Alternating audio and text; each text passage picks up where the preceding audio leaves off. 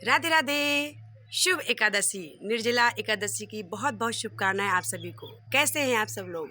आशा है कि सभी लोग अच्छे होंगे, स्वस्थ होंगे। भगवान से यही विनती है और यही प्रार्थना है कि हम सब लोग अच्छे से रहें। जैसा कि आप लोग मुझे कल मैं लाइव नहीं आई और ना ही मेरा कोई ब्लॉग आया आपके पास।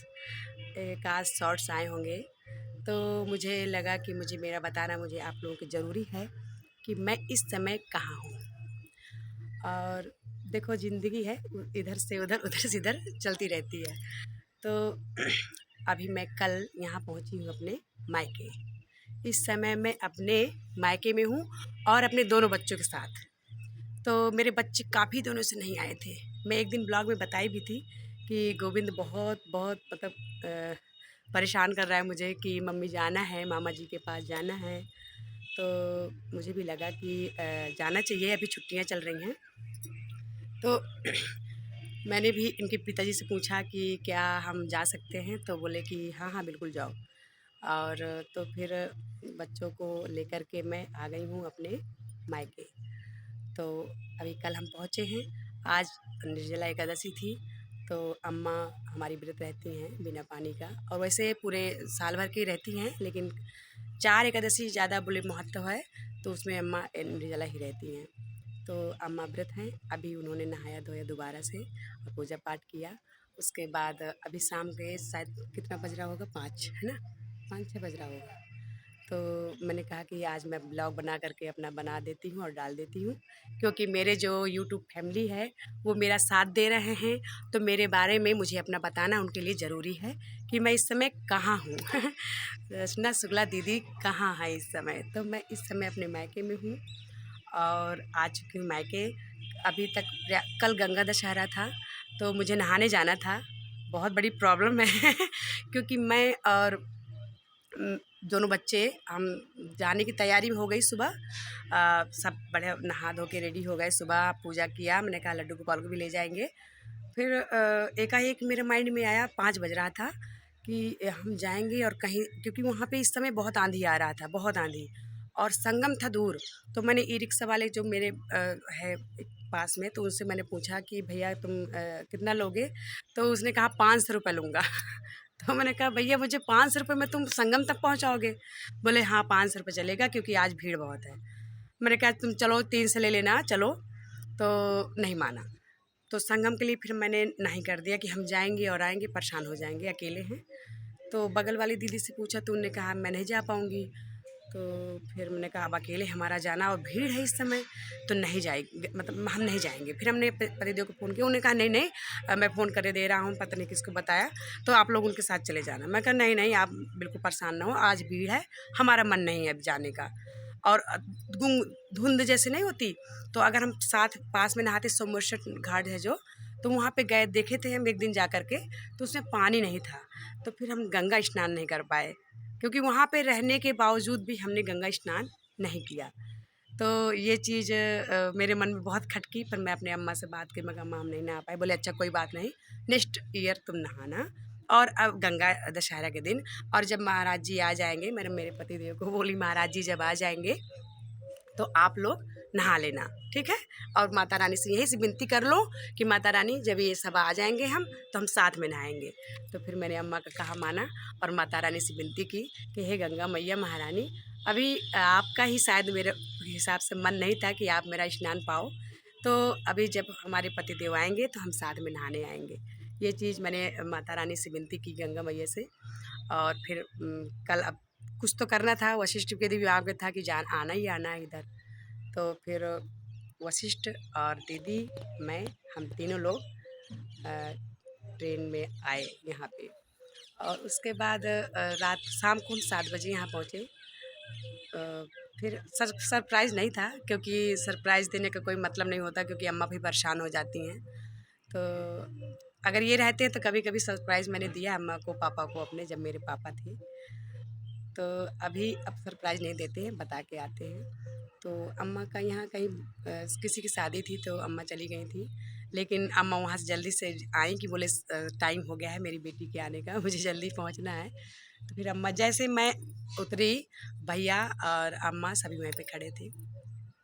भैया मुझे फ़ोन किया कि मैं आ जाऊँ क्या?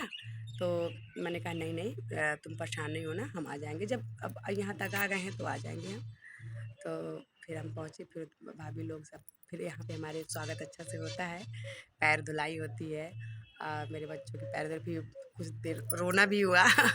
रि मेरी रितु और अम्मा खूब रोए, और भाभी लोग सब मिल के, मतलब सबकी आँखों में ऐसे नम्रता आ गई कि अभी रितम्भरा जब मेरे पापा जी नहीं थे, रह गए थे, उस समय आई थी।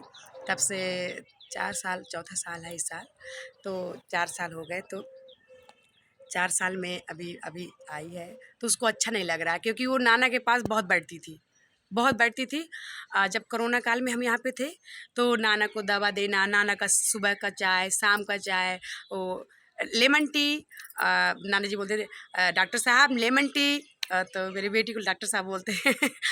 अ, तो वो लगाव अलग था, तो उसको अभी वो आदत पड़ी है, तो अभी जब भी जाती है बाहर बैठती है, अम्मा नाना जी नहीं है तो खाली खाली लग रहा है पूरा। तो फिर अम्मा भी बहुत सोचने लगती हैं, ये भी सोच लेती, मैं पहुँचती हूँ कि हाँ अब मैं तो आ चुकी हूँ बिना पापा के एक बार, लेकिन ये लोग नहीं आए हैं, तो उनको अभी आदत भी नहीं है बिल्कुल भी। तो इसकी वजह से मैं सब अभी थोड़ा सा ऐसे हो जाता है ना माहौल, कि पापा की याद आती है, ज़्यादा आती है, बहुत आती है, हर पल आती है। अभी वो हम बता नहीं सकते कि कितनी याद आ रही है, वो हम क्योंकि हम भैया लोग जो रहते हैं तो उनको पड़ गई है आदत, क्योंकि अब उनको करना ही करना है। और हमारा क्या है कि हमारी आदत जो जैसे थी पापा थे, तो वैसे ही हमको लग रहा है कि वैसे ही होना चाहिए, लेकिन वैसा नहीं है, क्योंकि पापा के साथ जब रहने का आनंद जो था वो नहीं है बिल्कुल भी। और अम्मा भैया सब लोग, भाभी लोग सब करते हैं अच्छे से, लेकिन पापा की एक जो चाहत थी ना, मंदिर शाम को जाते थे, वहाँ से आते थे प्रसाद लेके, तो वहीं से चिल्लाते हुए आते आते थे, बिट्टुआ बिट्टुआ। मेरा बिट्टुआ कहाँ गया, मेरा रतुआ कहाँ गया, मेरा गोविंदा कहाँ गया। तो कभी कभी ये आमन और दर्श दोनों बोलते थे कि बाबा जी, जब से गोविंद और रितंभरा आ गए हैं तब से हमें आप कम मानते हैं। तो फिर मेरे पापा बोले कि वो 4 दिन के लिए आए हैं, तुम लोग तो मेरे साल भर रहते हो, तो तुम लोग तो मेरे लिए हो ही, पर वो 4 दिन के लिए उनका मुझे मान करना पड़ेगा, करना ही है, मेरे हैं वो अपने, वो तो 4 दिन के लिए आते हैं। तो फिर थोड़ा सा ऐसे हो जाता है कि सबके घर में मान होता है। फिर मैं समझाती थी वो आदर्श और अमन को कि तुम जब जाते हो अपने मामा के यहाँ, तो तुम लोगों के नाना जी कितना मानते हैं तुमको, सेम उसी तरह है, उनको मानने दो, आप नाराज़ मत हो, जब ये लोग चले जाएंगे तो आप लोग को फिर मानना ही मानना है उनको। तो वही चीज़ है कि अब वो चीज़ हमारे साथ सब यादें आती हैं, पर कुछ नहीं, अब क्या करें, उस चीज़ को जीना पड़ेगा। पापा जी तो नहीं हैं, अम्मा हैं, बस अम्मा को देखते हुए भैया लोगों को, भाभी लोगों को चलना पड़ेगा। लेकिन ठीक है, मायका तो मायका होता है, बहुत सारी यादें हमारी यहाँ पे। और अभी हम कुछ दिन यहाँ पे रहेंगे, बच्चों को जब तक वशिष्ठ का जी नहीं भर जाएगा तब तक मैं यहाँ से नहीं जाऊँगी। बोलूँगी जब भैया तुम बिल्कुल एकदम, लेकिन उसका जी नहीं भरेगा, मुझे पता है, क्योंकि वो चाहता है कि हम बहुत दिन तक रहें।